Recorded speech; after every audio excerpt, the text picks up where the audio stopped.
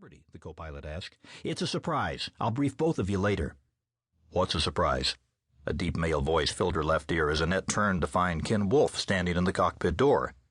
"Ken, good to see you." "You were talking about a surprise?" She nodded. I'll let you get settled first, then I'll tell you." He smiled and moved into the cockpit. He placed his flight bag to the left of the captain's chair and turned to greet the co-pilot with a handshake before sitting down.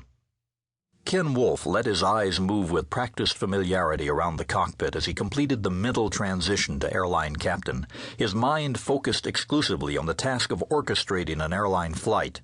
It was a comforting ritual, the co-pilot briefing, the flight attendant briefing, and the cockpit setups, as well as the paperwork duties.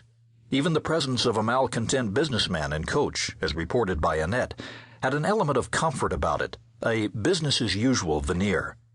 "You need me to come back and talk to the man?" Ken asked.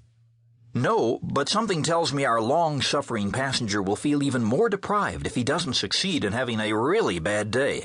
But to balance the equation, we've got a celebrity legal eagle in first class who's a real gentleman.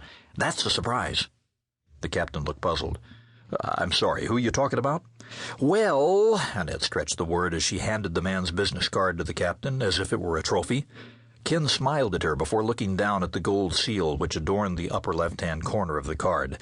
It was the logo of the United States Department of Justice.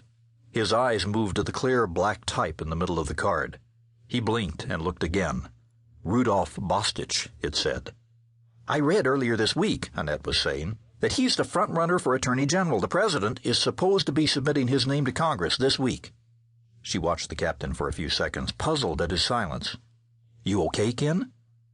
All the blood had drained from Ken Wolfe's face, and the hand holding the card was shaking slightly. Annette heard him take a ragged breath and swallow hard.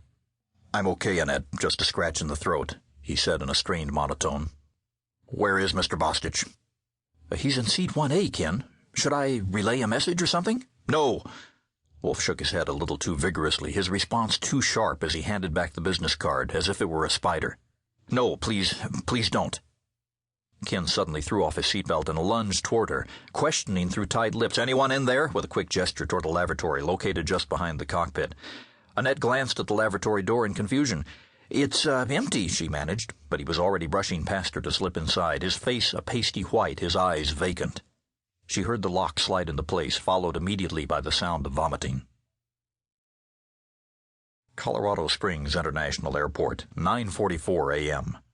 With a late departure behind them, First Officer David Gates made the flaps-up call as the powerful 737 climbed southbound 1,000 feet above the suburbs of Colorado Springs, soaring into the clear blue sky with an amazing view of Pikes Peak on his right.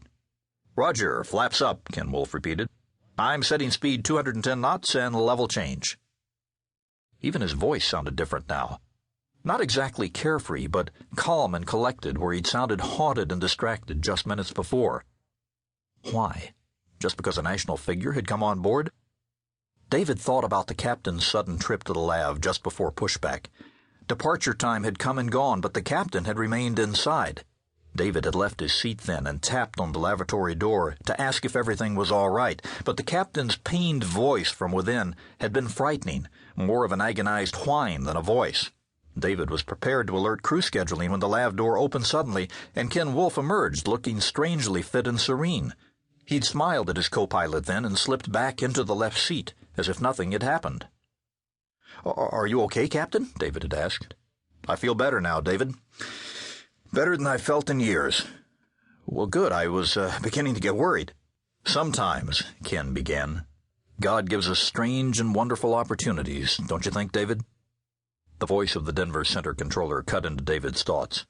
"Airbridge 90, Denver Center, good morning. Turn right now to a heading of 260. Climb 2, maintain flight level 330. Instinctively, David's finger caressed the transmit button in case the captain failed to reply. Airbridge co-pilots were used to Ken Wolfe not responding to radio calls, even though the captain was supposed to be talking to the controllers whenever it was the co-pilot's turn to fly the airplane. Ken was often moody, often distracted, some days saying almost nothing, other days talking nonstop. That had been the case ever since Ken had joined the airline almost a year before. He was courteous enough, but the unpredictability of his moods had become an uncomfortable legend, and flying with him meant added stress. This time, however, Ken's voice replied instantly.